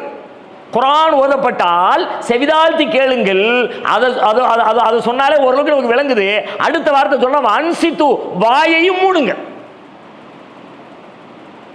அப்படின்னு ஏதோ நீங்க சொல்லிக்கிட்டே கிராத்தங்க சீடியை போட்டு விட்டாச்சு, இங்க வாங்க எவ்வளோ 25 ரூபாயா இருந்தாங்க, அவ்வளோதான். நீ அந்த ஒன்றும் மண்டையில் ஏறலைன்னு அர்த்தம். நீ நான் சொல்லிக்குவேன், நான் இந்த பக்கம் கேட்டுக்கிட்டே இந்த பக்கம் பார்த்துக்கிட்டே இந்த பக்கம் வேலை செஞ்சுக்கிட்டே சும்மா கதை விடாதப்பா, முடியாது. ஒரு 15-20 ஆண்டுகளுக்கு முன்னாடி இந்த மல்டி டாஸ்கிங்கிறது ஒரு பெரிய நல்ல விஷயமாக இந்த உலகம் பேசிச்சு. ஒரே நேரத்தில் 2 வேலையை முடிச்சிடலாம்பா, அது ஒரு பயிற்சி எடுத்தா சரியாயிரும். 15-20 ஆண்டுகளுக்கு முன்னாடி மல்டி டாஸ்கிங்கை புகழ்ந்து பேசியது இந்த உலகம். குறிப்பா பெண்களிடத்துல இது ரொம்ப சூப்பரா இருக்கு அப்படியெல்லாம் பேசுறாங்க. ஆண்கள்கிட்ட மல்டி டாஸ்கிங் ரொம்ப கம்மி, பெண்கள்கிட்ட ரொம்ப பவர்ஃபுல்லா இருக்குது. அவங்க போனை தூக்கி காதில் வச்சுக்கிட்டே 10 மணிக்கு ஆரம்பிச்சாங்கன்னா 12 மணிக்குள்ள வீட்டை கிளீன் பண்ணி அதை பண்ணி இதை பண்ணி. ஒன்றை கவனமாக உள்வாங்கி கற்றுக்கொள்கிற நிலையிலே இதே மாதிரி ஒரு வேலையை செய்ய சொன்னா செய்ய முடியாது. 100% பெர்ஃபெக்டா வீட்டை கிளீன் பண்ணும், அப்ப முடியாது. ஒன்னும் கவனத்தை இங்க இருக்க அப்படின்னு இந்த பக்கம் போயிடுச்சுன்னா அந்த பக்கம் மிஸ் ஆயிரும். இங்க என்னமோ ஒரு கருப்பா ஒண்ணு தெரியுத அப்படின்னு அதுல போக்கஸ் போயிடுச்சுன்னு வைங்க, இங்க இவங்க சொல்லிக்கிட்டு இருக்க என்ன சொன்னீங்க அப்படிம்பாங்க. அவ்வளவுதான் மல்டி டாஸ்கிங் இருக்குல்ல. இங்க பார்க்கும்போதே அங்க சொல்ல கேட்க வேண்டியதானே. மூளை என்ன ஆகுதுன்னு கேட்டா, இவன் மல்டி டாஸ்கிங் இதையும் செஞ்சுக்கிட்டு அதையும் செஞ்சுக்கிட்டு அதையும் செஞ்சுட்டு இருக்கும்போது அது மாதிரி உனக்கு தோணுது. ஆனா மூளை ரொம்ப டயர்டாயிரும்பா. ஏன் டயர்டாகுது தெரியுமா? அது இதையும் அதையும் பேரலா செய்யற மாதிரி வடிவமைக்கப்படல. ஒன்னதான் ஒரு மூளை ஒரு நேரத்துல ஒரு விஷயத்தை தான் கிரகிக்க முடியும். நீ ரெண்டு செய்ய நினைச்சா இதை கவனிச்சுக்கிட்டே இருக்கும். டக்குன்னு அங்க மாறும்போது இதை மூடி வச்சுட்டு அங்கிட்டு வரும், திரும்ப அங்கிருந்து இங்க வரும்போது அதை மூடி வச்சுட்டு இங்கிட்டு வரும், இதுங்கிறது அங்க போகும், அங்கிருந்து தாவி தாவி தாவி தாவி அது சிரமப்படுமே தவிர ஆழ்ந்து ஒன்றை கற்பதற்கு உதவாது. இங்கிட்ட அங்கிட்டுமா தாவும் மூளை. ஒரே நேரத்தில் பேரலா இதையும் அதையும் அப்படி முடியாது, அப்படி நடக்காது, அப்படி இல்லை. லா துஹர்ரிக் பிஹி லிசானக், சொல்றதை கவனமா கேளு, கேட்கும்போது கேட்கிற வேலையை மட்டும் பாரு, வேற வேலையை பார்க்காதே. ரெண்டு வேலையை பார்த்தா ஒன்னால் ஒரு வேலையில கோட்டை விட்டுருவேன். அவர் சொன்னதுல ஏதோ ஒன்று மிஸ் ஆயிரும். எல்லாத்தையும் கவனி, முழுசா உள்வாங்கு. நல்ல உள்வாங்கினதுக்கு அப்புறம் அதுக்கப்புறம் பேப்பர் எடுத்து எழுத ஆரம்பி. சொல்லிக்கிட்டே இருக்கும்போது எழுதுனா 4 மிஸ் பண்ணுவீங்க.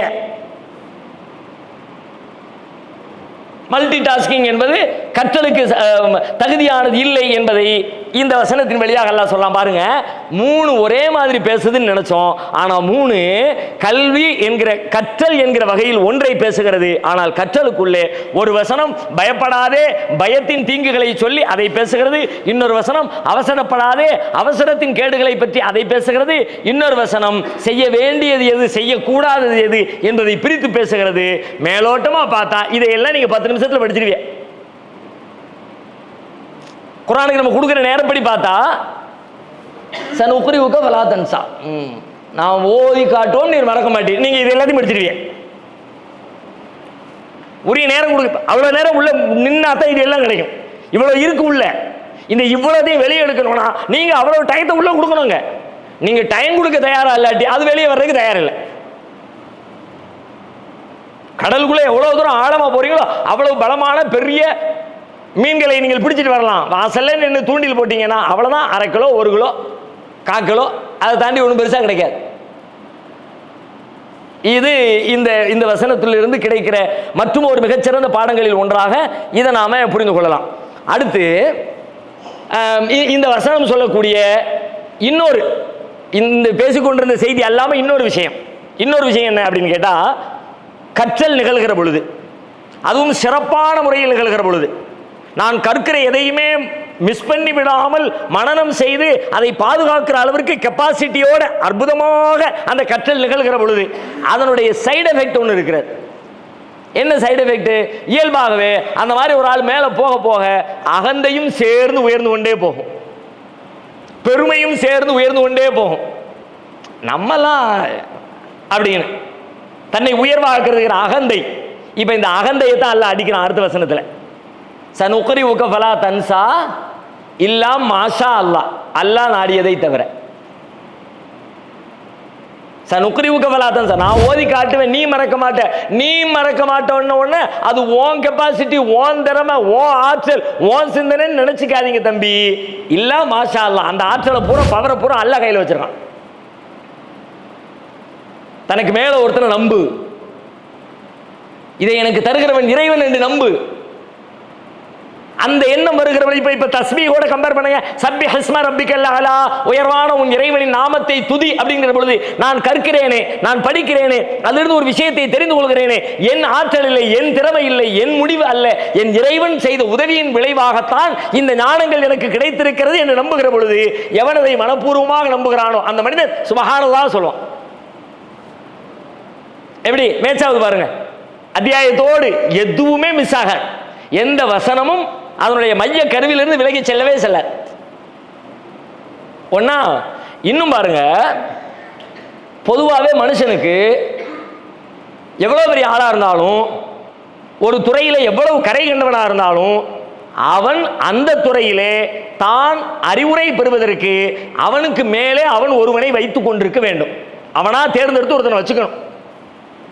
நம்ம வாழ்க்கை இருக்கு, நம்ம வாழ்க்கையில் சுகதுக்கங்கள் இருக்கிறது, பல பிரச்சனைகள் இருக்கிறது.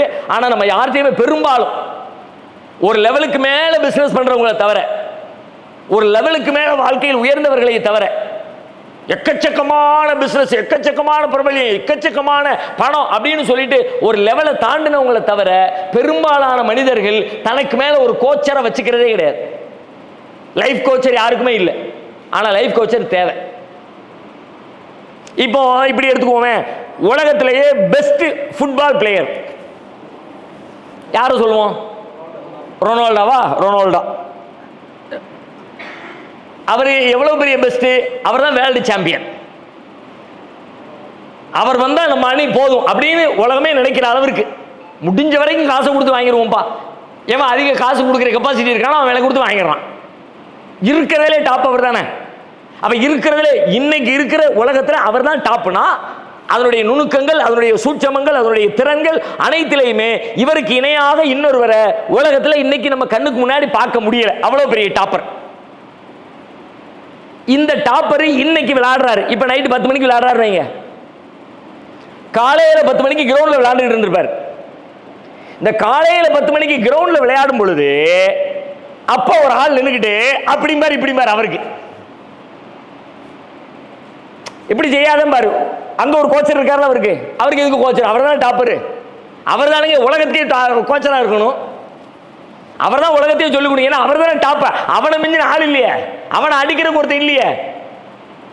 அவன் போய் பாடம் படிக்கிற அளவிற்கு அவனை விட பெரிய ஆள் இருந்தா தான் அவன் போய் பாடம் படிக்கணும். எல்லாருமே அவனுக்கு கீழே இல்லை. இப்போ நைட்டு 10 மணிக்கு களத்தில் பெர்ஃபார்ம் பண்றான், அவன் தான் பெஸ்ட்னு உலகம் சொல்லுது.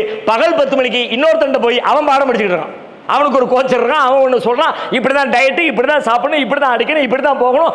அவன் போட்டு கொடுக்குற பிளானை தான் நைட் அவன் இம்ப்ளிமெண்ட் பண்ணணும். இல்லாட்டி அவனை எடுத்தாங்கல்ல அந்த நிறுவனத்துக்கு சண்டை.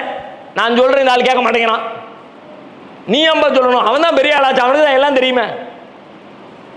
நீ எம்மா பெரிய ஆளா இருந்தாலும் ஒரு இடத்துல தடுமாறுவ. உனக்கு உன்னுடைய பலவீனம் தெரியாது. உன் பலவீனத்தை கண்டறிஞ்சு உனக்கு வழி நடத்துறதுக்கு ஒரு லீடர் ஒருத்தர் தேவை. ஒவ்வொரு மனுஷனும் தான் வாழ்க்கையில இந்த மாதிரி ஒரு மனுஷனை வச்சுக்கணும். நேரடியாக அல்லாஹ்வுடைய வேதங்களை வைத்துக் கொள்ள தகுதியும் ஆற்றலும் அறிவும் இருக்கிறவர் பிரச்சனை இல்லை. ஆனால் அப்படி எல்லாருக்கும் அது சாத்தியப்படுமா, முடியுமா அப்படின்னு கேட்டா அது எந்த அளவுக்கு சாத்தியம்னு தெரியல.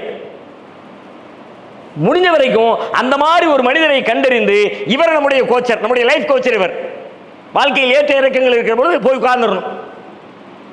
காலையில இருந்து ரொம்ப மனசு கனமா இருக்குது, வீட்டில் பிரச்சனையா இருக்குது, நேர்மையாக உண்மையாக நம் விஷயத்தில் நன்மை நாடுகிறவராக, அல்லாஹ்வின் மீது அச்சம் கொண்டவராக, ரகசியங்களையும் அமானிதங்களையும் பாதுகாக்கிறவராக அப்படி யாரேனும் ஒருவரை கண்டறிந்து நமக்கு மேல வச்சுக்கிட்டோம்னா நாம நம்முடைய லைஃப்ல சிரமங்கள், கஷ்டங்கள், வெற்றிகள் எது வந்தாலும் சரி அங்கிட்டு இங்கிட்டு தடுமாறாம அப்பப்ப மண்டையில தட்டி ஒழுங்கா இப்பெல்லாம் போகாத, வைக்காத.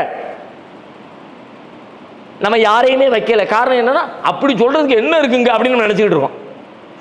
இங்க அல்லாஹ் இந்த வசனத்துல சொல்றான், சனுக்குரி உக்கஃபலா தன்சா இல்லாம மேல ஒருத்தனை வச்சுக்க. அல்லாவை எல்லாரும் வச்சாகணும், அது மாற்று கருத்து இல்லை. இது அல்லாஹ்வை தான் நேரடியாக சொல்கிறது. ஆனால் மறைமுகமாக இந்த கருத்தும் அதற்குள்ளே இருக்கிறது. உலகத்தில் ஒவ்வொரு அறிவுடையவருக்கு மேலும் இன்னொரு அறிவுடையவர் இருக்கிறார் என்று குர்ஆன் சொல்லுகிறது. இந்த ஃபீல்டில் என்னை விட பெரிய ஆளு யாரும் இல்லை அப்படின்னு உலகத்தில் யாரும் சொல்ல முடியாது. அவனை விட ஒரு பெரிய ஆளு இருக்கத்தான் செய்யறான்.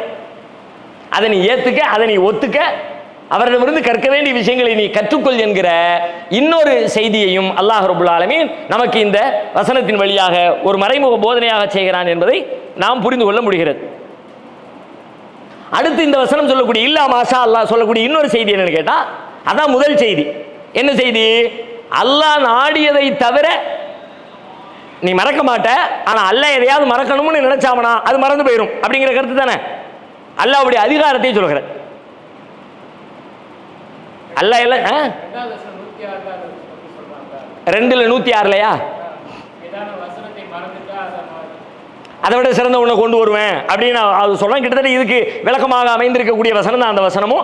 இது சொல்லக்கூடிய ஒரு விஷயம் என்னன்னு கேட்டால், அல்லாஹ்வுடைய சூப்பர் பவரை சொல்கிறது. நான் நினைச்சா கொடுப்பேன், நினைச்சா எல்லா ரைட்ஸும் எனக்கு இருக்கிற அல்லாஹ்வுடைய அதிகாரத்தை பேசுகிறது ஒன்று. சரிங்களா? அடுத்து இப்போ இந்த வசனத்தை பார்த்த உடனே இப்போ இயல்பாக ஒரு கேள்வி வருகிறது. அல்லாஹ் உன்னை கொடுத்து விட்டு எதுக்கு மறக்கடிக்கணும்? அவங்க சொன்ன அந்த வசனம் இருக்குல்ல, 2வது அத்தியாயம் 106, அதில் அல்லாஹ் சொல்றான், மா நன்சக் மின் ஆயத்தின் அவ் நுன்சிஹா நஅதி பி கைரின் மின்ஹா அவ் மிஸ்லிஹா. நாம் ஒரு வசனத்தை மாற்றினாலோ அல்லது மறக்க செய்தாலோ நஅதி பி கைரின் மின்ஹா அதை விட சிறந்த ஒன்றை கொண்டு வருவோம், அவ் மிஸ்லிஹா அல்லது அதை போன்ற ஒன்றை கொண்டு வருவோம். இந்த வேலை எதுக்கு செய்யணும்? அல்லாஹ்க்கு தான் எல்லாம் தெரியுங்களா? கொடுக்கும் போதே கரெக்டானதை கொடுத்துட வேண்டியதானே. ஏற்கனவே கொடுக்க வேண்டியது, பிறகு அதை மாற்றிக்கிட்டு அதை விட தான் இது நல்லா இருக்குன்னு இது மனுஷன் கொடுத்தா ஓகே. அல்லாஹ் அதுக்கு எப்படி கொடுக்கணும்? மனுஷன் கொடுத்தா முதல்ல ஒன்று கொடுத்தோம், அவன் யூஸ் பண்ணி பார்த்தான், உடஞ்சி போயிடுச்சு, அது சரியில்லையப்பா, இந்த இதை வச்சுக்க, இது இரும்புல இருக்கு நல்லா இருக்கும் அப்படின்னு அனுபவப்பட்டு பலவீனத்தை அறியாமையின் காரணமாக மாற்றி கொடுப்பான். இப்போ அல்லாஹ்வுக்கு தான் ஆல்ரெடி தெரியுங்களே, முதல்ல கொடுக்கும்போது ஒழுங்காக கொடுத்துட வேண்டியதானே. ஒன்ஸ் கொடுத்தா முடிஞ்சு போச்சு, அப்படி கொடுத்துட வேண்டியதானே. இந்த வசனம் என்ன சொல்லுது? அல்லாஹ் நாடியதை தவிர மற்ற எதையும் நீங்க மறக்க மாட்டீங்க. அப்ப அல்லாஹ் நாடுன சிலதை மறப்பீங்கன்னு இந்த வசனம் சொல்கிறது. சூரா பக்ராவுடைய அது சொல்கிறது, சிலதை அல்லாஹ் மாத்துவான், சிலதை அல்லாஹ் மறக்க வைப்பான், அதை விட சிறந்த ஒன்று தருவான். இப்போ உலகத்தில் குர்ஆனை விமர்சிக்கக்கூடிய சில பேர் இந்த வசனத்தை மையமாக வச்சு அல்லாஹ்வுக்கு அறிவு இல்லை பாரு, அனுபவம் இல்லை பாரு, அவனே செஞ்சு தான் கற்றுக்கிறான். ஒன்று செய்கிறான், அது மிஸ்டேக் ஆயிடுது, உடனே அதை சரி பண்ணுறதுக்காக வேண்டி இன்னொன்று கொடுத்து அதை சரி பண்ணுறான். ஆறுதல்னா எப்படி? அது இல்லை, இது நேரடியாக வசனத்தையே பேசுகிறது, அதை சொல்லலை. நமக்கு கிடைத்த அருளை பற்றி பேசலை. மா நன்சக் மின் ஆயத்தின், ஒரு வசனத்தை நான் மாற்றினான். குர்ஆன்ல ஒரு வசனம் இருக்கு, அந்த வசனத்தை நான் மாற்றினான். குர்ஆன்ல ஒரு வசனம் இருக்கு, அந்த வசனத்தை நான் மறக்கடிக்க செஞ்சா. இன்னொரு வசனம் இன்னும் அழகா சொல்கிறது. அது என்ன வசனம்னு கேட்டா, 16வது அத்தியாயம் 101வது வசனம் சூரத்து நஹ்லில், வைதா பத்தல்னா ஆயத்தம் மக்கான ஆயத்தின், ஒரு ஆயத்துடைய இடத்திலே இன்னொரு ஆயத்தை நாம் மாற்றினால், முதல்ல ஒரு ஆயத்தை கொடுத்துட்டு அந்த இடத்துல அதை ரிமூவ் பண்ணிட்டு இன்னொரு வசனம். இப்போ இது அல்லாஹ்வை பலகீனமாக காட்டுதா இல்லையா? அல்லாஹ்வுக்கு அறியாமல் இருந்துச்சு, அல்லாஹ்வுக்கு தெரியல, தெரிஞ்சிருந்தா முதல்ல ஒழுங்காக கொடுத்துருப்பான் என்றும் ஒரு குற்றச்சாட்டு வைக்கப்படுகிறது. இந்த குற்றச்சாட்டுக்கு என்ன பதில் சொல்ற? அதை விட பெட்டர் முதல்ல கொடுக்க வேண்டியதான அவன் கேள்வி. அதை விட பெட்டராக தான் தர்றான் அப்படின்னா, முதல்ல இந்த பெட்டர் தெரியல அல்லாஹ்வுக்கு, முதல்ல ஒன்று கொடுத்துட்டான், அது மிஸ்டேக் ஆகிடுச்சு, அது யூஸ் பண்ணி பார்த்த உடனே தான் தெரியுது, ஓ இது நம்ம கொடுத்துருக்க கூடாது போல இருக்கு, அதனால சூப்பரான ஒன்று இருக்குன்னு அதுக்கப்புறம் மாற்றி கொடுக்குறான். இதான் அவன் சொல்கிறான் குறைய.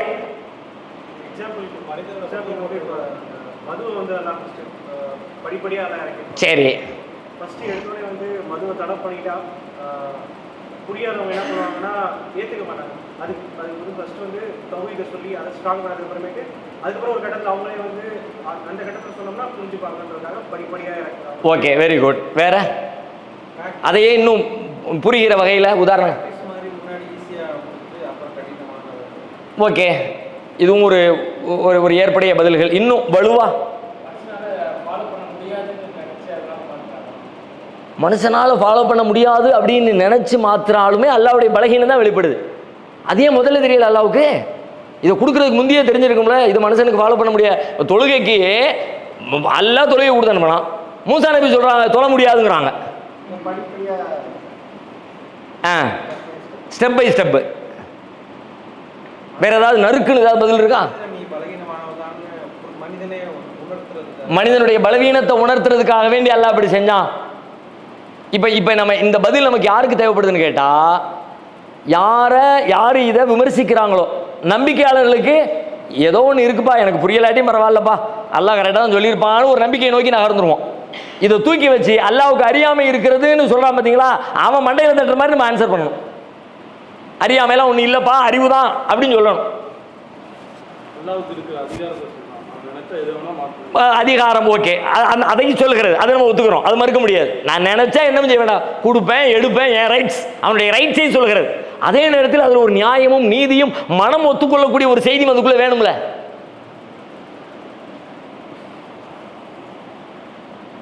ஒன்றும் ரொம்ப குழப்பிக்க வேண்டிய அவசியம் இல்லை, ரொம்ப எளிய விஷயம்தான். இப்போ இந்த குறை சொல்லக்கூடிய ஆட்கள் எதை ஃபோக்கஸ் பண்ணுறான்னா, மனிதனுடைய பலவீனத்தை ஃபோக்கஸ் பண்ணுறான். மனுஷன் அறியாமை இருக்கு, அனுபவ குறைபாடு இருக்கு, முதல்ல ஒன்று செஞ்சான் தப்புன்னு தெரியுது, அறியாமையினால திரும்ப அறிவு வந்தவுடனே மாற்றிக்கிட்டான். அல்லாஹ் மாற்றுவது அறியாமை, அதன் காரணமாக அறிவு வந்த உடனே மாற்றினான். அப்படி அல்லாஹ் மாற்றலை. அல்லாஹ் ஆல்ரெடி மாற்றுறதுக்கு முந்தைய அறிவோடு தான் மாற்றினான். முதல்ல இறக்கும் பொழுதே அறிவோடு தான் இறக்கணும். மனிதன்டே ரெண்டு நிலை இருக்கிறது. மனுஷன் மாற்றுறான்ல, அறியாமையில் மட்டும் மாற்றுவதில்லை, அறிவோடு மாற்றுகிறான். உதாரணமாக இப்படி எப்பவுமே வீடு கட்டிக்கிட்டு இருக்கிறாங்க. வீடு கட்டிக்கிட்டு இருக்கிற நேரத்தில் மேலே இந்த இது போடுறாங்க, ஒட்டுறாங்க, காங்கிரீட் போடுறாங்க. காங்கிரீட் போடுற நேரத்தில் எல்லாம் தூக்கிட்டு கம்பு எல்லாத்தையும் வச்சு கட்டையை வச்சு பலகை வச்சு அடைச்சி அதுக்கு மேலே கொண்டு வந்து காங்கிரீட்டை ஏற்றுறாங்க. ஒரு வாரம் 10 நாள் ஆச்சு, எல்லாத்தையும் ரிமூவ் பண்ணிட்டாங்க. இது அறியாமையா அறிவா? அறிவு. அறியாமை கிடையாது, ஆல்ரெடி ரிமூவ் பண்ணிட்டான். இப்போ ஏன் முதல்ல இப்படி தான் பண்ணணும், ரெண்டாவது அப்படி தான் ரிமூவ் பண்ணணும். முதல் நிலை இது. அது அங்கே செட் ஆனதுக்கு பிறகு அதுக்கு பிறகு தேவையில்லைப்பா. இப்போ அறிவின்படி செய்திருக்கிறான், இதை குறை சொல்ல முடியாது, இதை நீங்கள் பாராட்டணும். கரெக்டுப்பா. இல்லாட்டி இப்படி இருக்கிற மாதிரியே ஊற்றுனோம்னா, என்கிட்ட மிஷின் இருக்குது, என்கிட்ட கல் இருக்குது, ஜல்லி இருக்குது, சிமெண்ட் இருக்குது, எல்லாம் இருக்குது, அதனால நான் டைரக்டா இப்படி ஊத்த போறேன் அப்படின்னு கட்ட ஒண்ணுமே இல்லாம, கம்பி ஒண்ணுமே இல்லாம மேல ஒன்று இப்படி அடிச்சோம்னா அப்பதான் அறியாம. அதுக்கப்புறம் திருப்பதிக்கு கட்டையை வைப்பான். அப்போ இப்ப நான் கட்டையை வைக்கிறேன், பின்னாடி இந்த கட்டையை ரிமூவ் பண்ணுவேன் என்பதை தெரிந்து வைப்பதற்கு பேர் அறிவு. அல்லாஹ் ரப்பல் ஆலமீன் முதல்ல ஒரு வசனத்தை இறக்கிறேன், இன்னும் 4 மாசம் கழிச்சு, 4 வருஷம் கழிச்சு, 40 வருஷம் கழிச்சு இதை நான் மாற்றுவேன் என்கிற அறிவோடு அல்லாஹ் செய்கிறான். அல்லாஹ்வுக்கு அறியாமை இல்லை, பலகீனம் இல்லை, அறிவு. அல்லாஹ் உன்னை மாற்றுகிறான் என்றால் அந்த மாற்றம் அவங்க சொன்ன மாதிரி படிப்படி ஸ்டார்டிங். அப்பதான் குர்ஆன் வருகிறது. 100% மார்க்கமோ சமூகமோ அல்லாஹ்வுடைய வேதங்களோ நடைமுறை பண்பாடுகளோ எதுவுமே இல்லாம மாண்டு போய் கிடக்கிற ஒரு சமூகத்துக்குள்ள அல்லாஹ்வுடைய வேதம் வருகிறது. அப்ப அவனை ஒரு லெவலுக்கு கொண்டு வர்றோம். இந்த லெவலுக்கு வந்த பிறகு இனிமே தேவையில்லை, அந்த சிலத்தை மாத்து, ஆள் டெவலப் ஆயிட்டான். இப்போ ஒரு டாக்டர் ஒருத்தர் சொல்றாரு, ஆஸ்பத்திரியில் கொண்டு சேர்த்துட்டோம், டெய்லி கஞ்சி கொடுன்ட்டார். கஞ்சியை காய்ச்சி கஞ்சியை கொடுத்துக்கிட்டே இருக்கிறோம். 10 நாள் ஆச்சு, இப்போ மந்தியை கொடுங்குறாரு. ஏயா நேற்று கஞ்சியை கொடுங்க, இன்னைக்கு மந்தியை கொடுங்குற. கஞ்சி கொடுத்து பார்த்தாரு, அதுக்கப்புறம் இப்போ தான் தெரியுது, 10 நாள் குடிச்ச பிறகு தான் தெரியுது இவனுக்கு கஞ்சி கொடுத்துருக்க போல இருக்க, மந்தி தான் முதல்ல கொடுத்துருக்க போல இருக்கு. அப்படியே அவர் கொடுத்தாரு. காய்ச்ச குணமாகிற வரைக்கும் கஞ்சி குணமாயிடுச்சு, இனிமே கஞ்சி தேவையில்லப்பா, இனிமே மந்தியை கொடு, வேற என்னத்தையும் கொடு. அப்ப இங்க கஞ்சியை மந்தியா மாத்தினது அவருடைய அறிவு. ஒரு தாய் தன்னுடைய குழந்தைக்கு 6 மாசத்துல சாதத்தை நசுக்கி பருப்பை அதை பிசைஞ்சு ஊட்டுறா. மீன் குழம்பு கொடுக்கறது இல்லை, கருவாட்டு குழம்பு கொடுக்கறது இல்லை, கறி குழம்பு கொடுக்கறது இல்லை. 2 வருஷத்துக்கு பிறகு அதுக்கு பிறகு கொடுக்குறான். இப்ப போய் 6 மாசத்துல கொடுத்துக்கிட்ட மாதிரி பருப்பை கடைஞ்சு கொடுக்கறது இல்லை. இது அறியாமையா? இதுவும் அறிவு. இப்ப இந்த பிள்ளைக்கு மீன் குழம்பு கருவாட்டு குழம்பு கொடுக்க கூடாது, 2 வயசு வரைக்கும் நல்லா வளர்ந்துட்டாங்கன்னா அதுக்கு பிறகு தேவையில்லை, அதுக்கு பிறகு அதை விட வேற பெட்டரான ஒன்று கொடுத்துருவோம். அல்லாஹ் ரப்பல் ஆலமீன் அவன் ஒரு சட்டத்தை இறக்குகிறான். அந்த சட்டம் இறக்குகிற காலம், சூழல், மனிதருடைய பண்பாடு, அதற்கு ஏற்ப ஒரு நிலை வருகிற வரைக்கும் ஒரு சட்டத்தை வைத்திருக்கிறான். இதற்கு பிறகு இந்த சட்டம் தேவையில்லை, இது பயன்பாடு அவசியம் இல்லை, இதை விட பெட்டரான ஒரு காரியத்தை அவங்களால செய்ய முடியும், அதனால இதை ரிமூவ் பண்ணிட்டு வேற ஒரு சட்டத்தை தர்றேன்னு அல்லாஹ் சட்டங்களை மாற்றுகிறான். எனவே அல்லாஹ்வுடைய இந்த சட்ட மாற்றம் என்பது கண்டிப்பாக அறியாமையின் விளைவு அல்ல, அறிவின் வெளிப்பாடு. அதைத்தான் 16வது அத்தியாயம் 101வது வசனம் சொல்லுகிறது. வைதா பத்தல்னா ஆயத்தம் மக்கான ஆயத்தின், ஒரு ஆயத்துடைய இடத்துல இன்னொரு ஆயத்தை நாம் மாற்றினால் வல்லாஹு அஅலமு பிமா யுனஸ்ஸில். எதை இறக்குறதுன்னு அல்லாஹ் தெரிஞ்சு வச்சு இறக்குறான். நீ சொல்ற மாதிரி தெரியாம இருக்கிறான்னு சொல்லாத, தெரிஞ்சுதான் இறக்குறான். எனவே அது அறிவு தானே தவிர, கொண்டாடப்பட வேண்டிய விஷயம் தானே தவிர குறை சொல்லப்பட வேண்டிய விஷயம் இல்லை என்கிற அந்த ஒரு விஷயத்தையும் விளங்கிருச்சா? அந்த வசனம் புரிஞ்சிருச்சா? 16:101 வாசிருங்க. ஏன்னா ஒரு மிகப்பெரிய கேள்வி, அந்த கேள்விக்கான பதில் அந்த வசனத்துக்குள்ள இருக்கிறது. அதை நீங்க முழுமையா விளங்கினா தான் பதில் விளங்கும். நபியே, நாம் ஒரு வசனத்தை மற்றொரு வசனத்தின் இடத்தில் மாற்றினால் நிச்சயமாக நீ இட்டுக்கட்டுபவராக இருக்கின்றீர் என்று அவர்கள் கூறுகிறார்கள். அந்த காலத்துடைய சிச்சுவேஷன், ஒரு வசனத்தை இறக்கிட்டு திரும்ப மாற்றும் பொழுது இவரா என்னத்தையாவது ஒன்று கிடக்க ஒன்று சொல்லுதாரியா அப்படின்னு ரசூலுல்லாஹ் பார்த்து சொல்றாங்க. சரி, எந்த நேரத்தில் எதை இறக்க வேண்டும் என்பதை அல்லாவே அறிவான். அறிஞ்சுதாயா இறக்கியிருக்கிறேன், நீ நினைக்கிற மாதிரி அறியாமையில் இறக்கல. எப்போ இறக்கணும், எவ்வளோ நாள் வச்சிருக்கணும், எப்போ ரிமூவ் பண்ணணும், தெளிவோடு ஞானத்தோடு அதை செய்திருக்கிறேன் என்று அல்லாஹ் தன்னுடைய ஞானத்திற்கு இங்கே உத்தரவாதம் தரக்கூடிய விஷயமாக இந்த விஷயம் அமைந்திருக்கிறது. கூடுதலாக இன்னும் ஒரே ஒரு செய்தியோடு முடிக்கலாம். ரசூலுல்லாஹ் குர்ஆன் விஷயத்தில் மட்டும்தான் இந்த கேரண்டி, நாம் உமக்கு ஓதி காட்டுவோம், நீர் மறக்க மாட்டீர் என்பது குர்ஆனை பாதுகாப்பதற்காக, இறையின் வஹியை பாதுகாப்பதற்காக அல்லாஹ் கொடுத்த ஸ்பெஷல் ஏற்பாடு. மற்றபடி உலகத்தில் நபிகளாருக்கும் மறதி உண்டு. இதை வச்சுக்கிட்டு ரசூலுல்லாஹ்வுக்கு மறதியே இல்லைன்னு முடிவுக்கு வந்துடக்கூடாது. நமக்கெல்லாம் தெரியும், ஒரு ரசூலுல்லாஹ் தொழுதாங்க, தொலை வச்சாங்க, தொழுகையில் ஒரு ரகாத்து கூடவோ குறையோ பண்ணிட்டாங்க. கொஞ்ச நேரம் ஆச்சு, ஒருத்தர் வந்து கேட்டார், குசிரத்தி சலாத்து அம் நசீத் யா ரசூலல்லாஹ், அல்லாஹ்வுடைய தூதரே தொழுகை அல்லாஹ் குறைச்சிட்டானா அல்லது நீங்கள் எதுவும் மறந்துட்டீங்களா? ரசூலுல்லாஹ் சொல்லுவாங்க, அல்லாஹ் குறைக்கவும் இல்லை, நான் மறக்கவும் இல்லை, எல்லாம் கரெக்டாக இருக்கு போ அப்படிங்கிறாங்க. அவர் விட மாட்டேங்கிறார். இல்லை இல்லை, ஒன்று சட்டம் மாறி இருக்கணும், இல்லாட்டி நீங்கள் மறந்துருக்கணும், ரெண்டில் ஒன்றுங்கிறார். உடனே கூப்பிட்டு கேட்குறாங்க, என்னப்பா இவர் என்ன சொல்லாரு, நான் ஏதோ 3 ரகாத்து தான் தொலை வச்சேங்கிறாரு, 4 ரகாத்துக்கு அப்படியா? ஆமரை சொல்லாங்கிறாங்க எல்லாரும். சொல்ல மாட்டீங்களாப்பா, இன்னமா ஆனால் பஷரும் மிசிலுக்கும், நானும் உங்களை மாதிரி மனுஷன் தானே, அன்சா கமா தன்சோம், நீங்கள் மறக்கிற மாதிரி நானும் மறக்கிறேன். ஃபைதான சீத்துவ தக்கிரூனி, நான் மறந்துட்டேன் எனக்கு நினைவுபடுத்துங்கப்பான்னாங்க. இது வாழ்வின் இயல்பான கட்டங்களில் குர்ஆனுக்கு மட்டும் பிரத்யேகமாக அல்லாஹ்வுடைய பாதுகாப்பில் ஒருபொழுதும் நபிகளார் திருக்குர்ஆனுடைய எந்த செய்திகளையும் மறந்ததில்லை என்பதை இதிலிருந்து விளங்கிக்கணும். அடுத்த வசனத்தை இன்ஷா அல்லாஹ் அடுத்த வாரம் பார்க்கலாம். வாஹிரு தஅவானா அல்ஹம்துலில்லாஹி ரப்பில் ஆலமீன். சுப்ஹானக்கல்லாஹும்ம பிஹம்திக அஷ்ஹது அல்லா இலாஹா இல்லா அன்த அஸ்தக்ஃபிருக வ அத்தூபு இலைக்.